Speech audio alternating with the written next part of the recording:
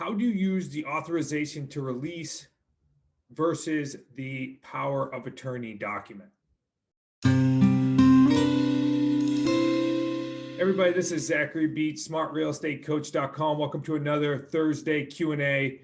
It's a fantastic question on how to utilize the authorization to release and or the power of attorney document because we use both these documents. So I do want to first disclose that I'm not an attorney, and I want you to, or I encourage you to seek advice from your attorney when using both of these documents. You can also go ahead and Google it or go on LegalZoom to find out the actual definitions of these documents. So what I'm going to do is I'm just going to paraphrase here, and then I'm going to tell you how we utilize it.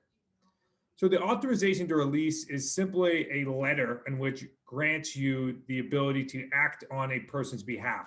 So that could be you or your company acting on behalf of the seller is typically where we use it. We use it on the seller side, and it's after we have a property under agreement and we are purchasing it either on a subject to or we're purchasing it on a lease purchase. It allows us to have access to speaking with the bank and any financial documentation that we're requesting from the bank.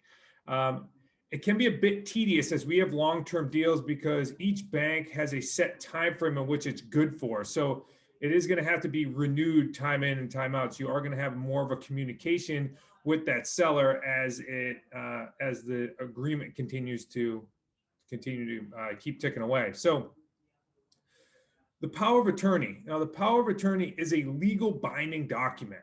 If I were to ask my attorney which one he would rather have me get signed, it would be this one. We tend to use the limited power of attorney because we are just acting on the behalf of the seller in regards to a very specific property. It just gives you the next level up when it comes to authority over that property, because you are going to be able to communicate with any and all parties involved. You're also going to be able to act as if you're the seller, including signing any type of documents. So there are specific times in which you would utilize one versus the other. Getting a seller to sign a power of attorney takes a little bit more relationship building because it's a legal binding document compared to just getting some information released from a bank by using that authorization to release. So just know that authorization to release tends to be a bit easier to get signed, especially at the beginning of the relationship. I hope that you've taken in a lot of information here, as speaking legal documents is not always the funnest thing on these Thursday Q&As, but if you're getting a ton of value out of these Q&As, if you could just go ahead and share, pass this along. If you're on Instagram, go ahead and tap and show some love here. Also, comment below if you have some additional comments or you want some additional clarity. Be happy to answer those. Also, please go ahead.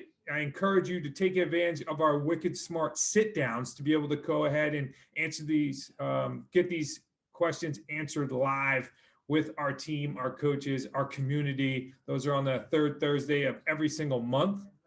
And all you have to do is be on our email list to receive the invite. Hope you have a fantastic Thursday, and I will see you next week.